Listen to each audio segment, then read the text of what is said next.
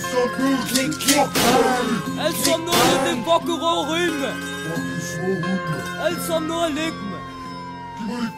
Klik, klik, bang. Fucking penge, bang. Står du? Klik, bang. Klik, klik, bang. Klik, bang.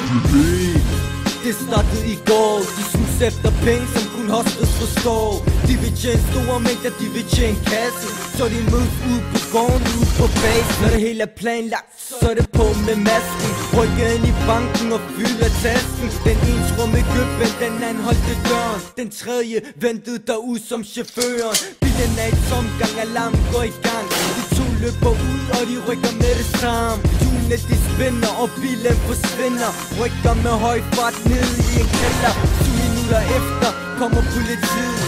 Alle tre løber, for de vil ikke ind og sidde. Den ene snubler med politiet bag sig. De to andre løber uden nogen anelser. Klik, klik, bang. Klik, bang. 3 små lukker står op og sammen. Giver du ned i brand, giver du ned i ild. Det handler ikke om små penge, det handler om liv.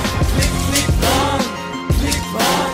3 små lukker står op og sammen. Giver du ned i brand, giver du ned i ild. Det handler ikke om små penge, det handler om liv. Inde i politibil med håndjerne på, mens han tænker, hvordan og hvorledes det kunne gå. Han bliver afhørt, men han vil ikke sige noget, så han ryger i isen og håber, man taber hovedet.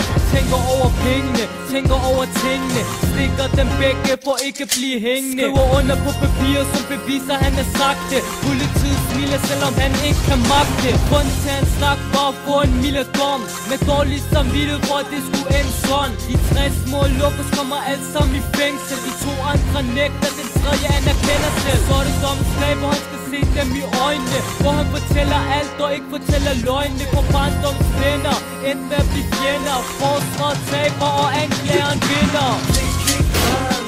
Klik, bang. 3 små lukker står op og sammen. Giver du ned i brand, giver du ned i ild. Det handler ikke om små penge.